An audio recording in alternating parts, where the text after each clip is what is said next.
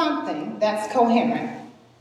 So today, I'm going to reintroduce myself. I'm Shantel Love, Global Vice President of Customer Success at Pearson Education. Woo! And today, I'm going to give you 3 ways to figure out how to increase your NPS scores, how to optimize your efficiencies with the shoestring budget. Amen, somebody? Yeah. And how to leverage AI and turn something that feels seemingly incoherent into something that's coherent. So I want you to go on a journey with me. If you all can remember, go back to April of 2020. And if you all were working or employed in April of 2020, your vision January of 2020 quickly changed as we approach April of 2020. Does anyone recall any projects, initiatives, or situations that was happening in the world? I got your hand right there. COVID, yes. They tell me not to use the P word at work, so I'm glad that you said COVID instead of the P. Anyone else? I saw a hand back there. I'll take this one in the front. We all have to stay home now. Had to stay Oh home. my goodness. Close ourselves in 4 walls. Right. 24/7. Right. A lot changed. Yeah. A lot changed. Many of us went into 2020 with our vision set on how amazing things were going to be. This was our year to grow and to elevate and to do magical things within our organization, within our lives, within our communities. And that quickly changed in the span of 3 months when we were hit with the pandemic, and I was no exception. I, in 2020, April of 2020, was leading a sales organization. I am not your traditional contact center leader. By happenstance, I became a contact center leader because I was working in sales, hitting my quota, and found out that I was almost near missing my quota because our BPO was not engaging at the level that they needed to engage. And with that, I was upset. I was frustrated. And I needed to let my organization know the consequence and the cost of not evolving to the point that we were. So my boss said, Shantel, you have a lot to say about this here BPO and our customer service operations. Put your money where your mouth is. And I quickly became a customer service leader. From that point in time, I realized that I shouldn't have said anything. Because everything that could have been wrong at that moment with our customer service organizations happened. I worked for a large organization that came about as a function of many, many mergers and acquisitions. My small, tiny business unit that has about 300 employees has 900 products that we're responsible for. We had 17 different phone numbers, 3 different telephony systems. I couldn't even get it. The right hand wasn't talking to the left hand. We had fragmented policies, didn't have standard operating procedures, massive turnover and attrition. And my company said, put your money where your mouth is. So when I took over the organization, I asked for the data. This is our annual NPS data from 2010 until 2019. As you see, we were on a roller coaster. And we are not in the Disney or the Universal Studios space. But we started in 2010 with an NPS score of 53 points, which is really good for a onshore in-house customer service organization. We found ourselves taking this dive as we began to look at different models. So instead of us looking at ourselves as the subject matter experts that we are, we moved to this central operating model. And our high-touch, high-caliber clientele that are education institutions, private practitioners with a whole bunch of letters behind their names, sometimes more behind their names than in front of their names. We also deal with government entities, hospitals, and when we changed that model, our customer sentiments took a tank, as you can see. And it kept going down. We had a significant outage with our systems. And then we changed vendors. So we went from a one BPO to another BPO, and we had a little bump and then went back down again. And by the time I came into our organization, I was looking at this data, and frankly, this was my facial expression. I'm like, what y'all want me to do with this? 28-point NPS score, expected to make a massive turnaround. In the heart of the pandemic, when my then 2-year-old was sitting on my lap and didn't know the difference between discretion and running around butt naked on every single meeting that I was in. So I had to figure it out. Now, our organization, if I could put it in a visualization, there were many pieces that made up customer service. Technology, portfolio, onboarding, training, sales. That's not a customer service organization. So we had to take a look at why was this so fragmented. We were putting Band-Aids in places that were bleeding out drastically. And what I mean by that, as I did the data study, our sales team was spending over 200 hours a week fielding customer service queries. That's money going out. I see you shaking your head, so you've been there before. Going out the door. Our training team was doing things that our tech operations team was doing, such as provisioning. And we found ourselves in this space where there were so many bandages and Band-Aids across the organization that we couldn't even figure out where the leak was coming from. And then to add pain to this entire situation, this was only the US. This did not encompass our EMEA groups, or Europe, Middle East, and Africa. This did not encompass APAC, so our Asia Pacific regions that we support. And then we dipped our toe into Canada. So this was our very small team at the time of about 160 employees that included our BPO as well as our onshore. And my timer didn't start, so I have no idea how much time I have. Then from this, let me tell you this. Our team, we had some big pains that we needed to solve for. The first thing that I do want to call out is that we have highly technical products. So most of our customers are clinicians. They're the experts in their own right. So they expect to be met with someone who understands their expertise. We had the woes of a large company. How many of you work for large companies here? Okay. So in large companies, they expect for the vision to come from the top down, but sometimes it comes from the middle up, the wings in, the bottom up. You get where I'm going? So we have the woes of a large company.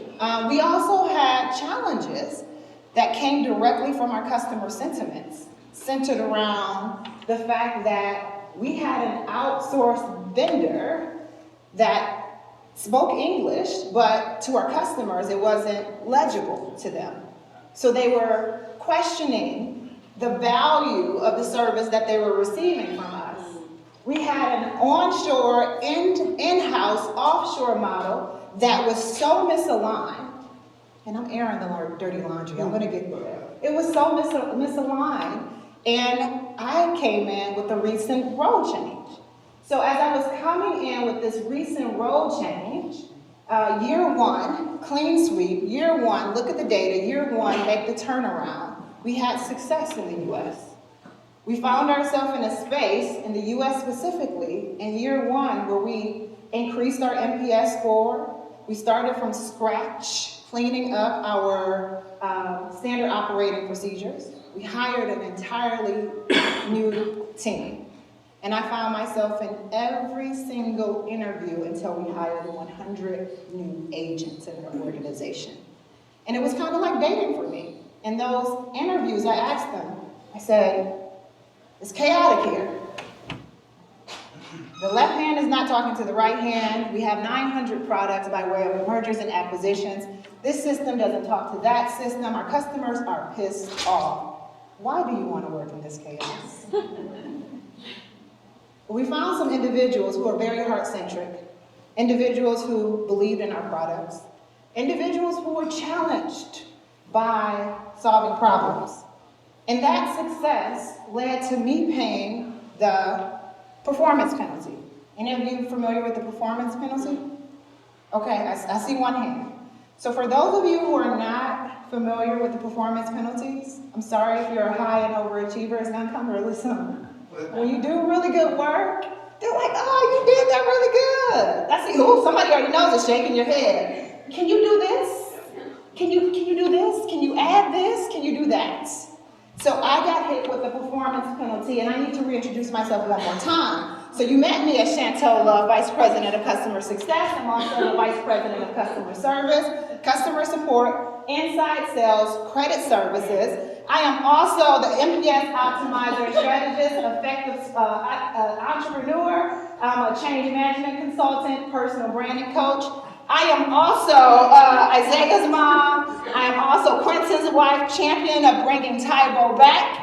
And I am everything else that I forgot here on the stage and everything that my boss needs me to be. But we find ourselves in this space of trying to figure out how to do more with less when you're getting hit with that performance penalty, when you do the things or exceed the expectations of what is brought to the table for you. Now, as I was thinking of how do I balance all of these responsibilities, I had to take a step back and align the goals appropriately. How do I get to a point of hiring subject matter experts without breaking the bank? How do I get to the point of creating a seamless experience for our internal employees and our customers? How do I do that? By aligning our onshore, our in-house, and our outsourced teams to think, act, and behave the exact same way. How do I increase NPS scores? How do I increase our customer satisfaction? How do I reduce customer effort? And how do I do that effectively globally? I started drinking the AI Kool-Aid, y'all. I needed some. We started to look at organizations that can help with this. We found ourselves utilizing systems like Chatlingual that would allow a U.S. agent, we call them champions in our organization, to support our arms in France, to support our APAC regions that speak Mandarin. That itself effectively saved us 20% right off the back on our budget. We were building an organization from scratch. We found ourselves not being able to track what was going on in the different phone systems when we went remote. How do you have a remote organization and you're a contact center and you can't listen to your phone calls? Mm-hmm. Wow. We found ourselves in this entire transition of rebuilding an organization, also rebuilding our telephony system, moving off of Serenova and Avaya onto Service Cloud Voice. That was a mess in itself. Mm-hmm. We found ourselves in a situation where we needed to think of how to empower our champions to make them aware that AI is not replacing you, but a person who knows how to use AI will replace you. So we had to think of our training and development and implementation of what that looks like and how to empower them where they were to service our customer and all of this change. It was a lot. So what we wanted a license to win. We wanted a license to compete. That gap there was very small because our products are considered the gold standard in the education space. In some regards, we're the monopoly. So our products weren't the issue. But where the issue stood was we wanted a license to win and a license to compete. But we lacked a license to operate. We lacked the license to operate because we were so focused on pushing the products and the marketing and making it look sexy, but when the customers bought the products, they weren't getting a favorable experience. And we wanted to be operationally efficient, and that became a buzzword for us. We wanted to save money, and we wanted to make sure that we were servicing our customers, having the best product, and we needed to do it on a shoestring budget. But I want to let you know we had a problem. Shoestring budget has some budget in it, right? Even if it's a shoestring, it's thin, it's a small budget. But on this project, in this initiative, we're being asked to do it at a net neutral state. So I want you to think about this. You have 1 year to turn around an organization that's failing. Your job is at risk. Your team is at risk. You're in a pandemic and you don't know when it's going to end. You looked at your watch and you're like, maybe this will be over in a few weeks, and find out it's 2 years that you're in this space. You also don't have a budget to make this happen. So you're thinking of how do you leverage your operational efficiencies across your entire organization? How do you think through the gaps? How do you maximize your hoops? How do you look at your intervals from a workforce perspective? How do you disrupt customer service in a way where it's not going to impact your customers negatively, but it impacts your bottom line positively? All of these things had to be taken into consideration to save face within our organization. And it wasn't an easy feat. Now, the thing that I would tell you now, and I'm looking at my time because I have about 4 minutes left before I open up the floor for questions. Even with all of that chaos, learning how to lead an organization during a global pandemic, trying to identify appropriate AI vendors and tools, wanting to know how to increase employee satisfaction, customer satisfaction, our transactional and annual NPS score, and starting a team from scratch with a leader who does not have a background in contact centers. There are some things that are transferable though. The things that are transferable is leaning into the experts even if they don't have a title that matches to yours. I found myself spending a lot of time with our champions, asking them what do they hear, what changed the customer's perspective. I spent a lot of time with our customers as well, in their schools, in their hospitals, on the phones with them. And I got really clear with them, as clear as I could be. I know this isn't good. I know you're spending time talking to us that you can be utilizing elsewhere. What experience would you like to have? And not taking the top-down approach of what we needed to do, but the inside-out approach. Now, as I look at our data and our performance effective today, the things that I will tell you, we had 20/20 vision, of course. We were most successful when we had a consolidated organization. It was expensive, but it focused on the customer, it focused on the end user. We also realized that in that span, we also had an outsource model that wasn't effective. It was inexpensive, but our customer sentiments were not as high. Where we landed was finding somewhere in the middle. The sweet spot was not neglecting the fact that we needed subject matter expertise. Not neglecting the fact that we still needed BPO support. And not neglecting the fact that we needed a little bit of help from technology. As a result of finding that sweet spot, we found ourselves increasing our NPS score. So the first year we went from a 28-point NPS to a 50-point NPS score. The second year we went to a 52-point NPS. The third year we found ourselves neutralizing at 47 points for an annual NPS score. I almost was able to share our new scores, but I have to wait until we get them. But they're higher than our highest score, I can tell you that. The thing that I've learned in this experience is that it can be replicated globally. So from the US is what I showed you on the previous slide. This is the US. For our international markets, our first year we were able to increase our NPS score in APAC specifically by 30 points in 1 year. Overall, collectively, across all of the business units, we had an 80-point NPS increase across all of our geographies. And that's a function of leaning into our people, a function of being honest about the mistakes, campaigning like you're running for president. I don't care which party you're a part of, but I was kissing babies, shaking hands, trying to get my people rallied around this initiative and taking an inside-out approach. Now, as I prepare to wrap this and provide my final thoughts about the experience that I have had is that the things that I will say that powered us through this initiative is looking outside of the industry. I find myself spending a lot of times at CXO exchanges, CX exchanges, places like here, CCW. Not just to go to someone's presentation, but I'm digging deep. I'm benchmarking against each and every person in this room and having intentional conversations about how I can fill the gap, But I'm also asking about the challenges and the mistakes that others have made, and I share my mistakes that we've made in order to help you and empower you to avoid making those mistakes. The other thing that I would say is embrace the mess in the AI.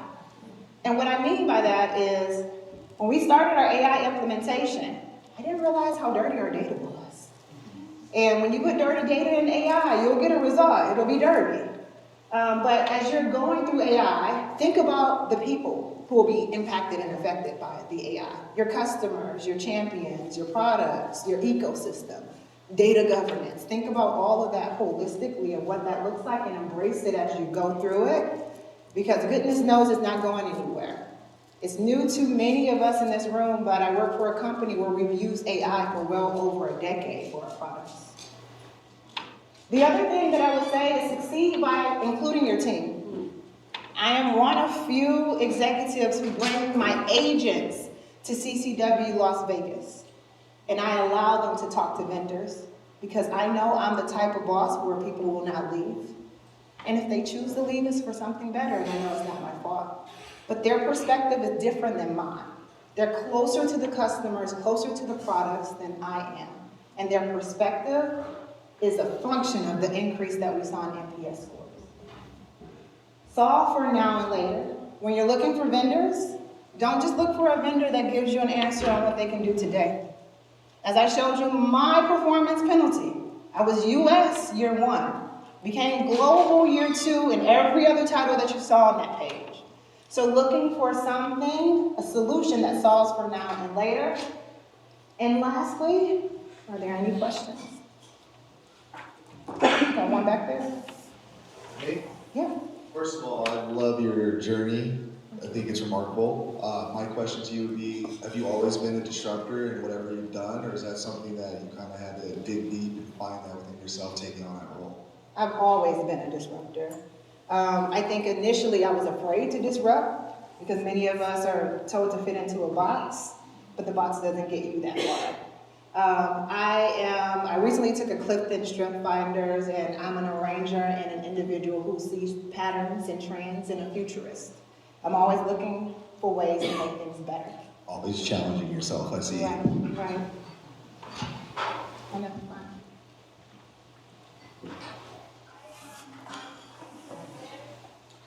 Definitely great. I love everything that you said. One of the words that you used, how much mess do you tolerate with your AI, and at what point do you decide that it may not be useful for you? Yeah, I think that's a really great question. When I think about AI, especially in the space of a contact center, the first year was filled with a whole bunch of mess. I didn't know what to tolerate because it was so new to everyone, and every company was saying that they can change the world and make you hit mega millions and you'll be the CEO in 2 days, right? So I had to learn like what was tolerable and what wasn't tolerable. I had to measure things like how much time is this saving me? What are the restrictions with our cybersecurity officers, because we ran into a lot of challenges and issues there. Does this align with our global framework and our enterprise strategy? So I took a lot of time, year 1, honestly, and year 2 as well, to figure out how much I can tolerate. Right now, we're at a point where we're honestly pausing on things to add to our stack deck, unless it's going to help to prepare us for that future state of where we're going. Great question. This one behind you. Great presentation, thank you. Thank you. A question for you. Earlier in your presentation, you talked about disparate systems that don't talk to each other and how that impacts your champions and their ability to work with customers. How did you get leadership buy-in to help integrate some of those systems to make it easier so that it could impact NPS? Yeah. And the second part is what advice would you give some of the leaders here for getting that senior leadership buy-in or use case to pitch to their leadership team? Two things. Anyone in here have children that play video games? Anyone in here have? Okay. All right. So I have a 7-year-old son who's a self-proclaimed gamer. And he has this system called the Nintendo Switch. Are you all familiar with the Nintendo Switch? Okay. Nintendo Switch has games that are like this small, right? You put these games into the system and it works. right? I'm a visual person and I use big analogies, even props at work. I grew up, I'm a child of the 80s. My first gaming system was the Atari.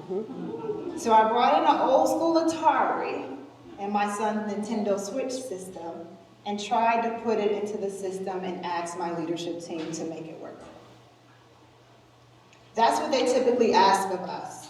So I create this world, this image, this visualization so that they can see the pain of our organization. But I also quantify each and everything. I quantify it from the perspective of their enterprise goals that they have. I also quantify it by impact on people, our products, and our customers. I also like to waterfall. So I waterfall the impact for the year. I waterfall the impact for 5 years of what the cost is to do nothing. And that's how I lead with my business cases. I think from the perspective of what my leaders want. They often want to save money, save time, and increase profitability. So I build that in to help to bring the most compelling business case possible. I got time for one more. Back there. Hi, thanks for your great journey. What was the first step you took? So all of your big goals, what was that first thing that you did to achieve what you've achieved? After I got up off the floor from passing out. I honestly took time before I even looked at the data was to talk to the existing team that we had and the existing customers. So the teams at the BPO to understand how they ran their operation and if it matched what I was hearing. And that looked like during reverse mentoring with the agents who were actually doing the job, the supervisors, the managers, the training team. That looked like talking to our customers, the ones that were relatively new and long-standing customers to understand their journey and their experience with us. That looked like evaluating processes across my entire organization and speaking to experts like individuals in this room to understand if it was exclusive to my organization or if it was something that was more widespread. So I did some qualitative data collection before I went into the quantitative data collection. And then I identified the things that we can execute on quickly to get those quick wins. I am a high achiever and overachiever, and I need to feel the win quick. So I put myself and my team in that space so we can get some quick wins. But after that, I was able to come up with the business case that ultimately was shot down and ended up being net neutral to start to fund this initiative. But I started with data collection from a qualitative perspective. All right. Well, thank you all for your time. Thanks for watching my video. Be sure to grab a copy of Promote Your Damn Self at shantellove.com/books.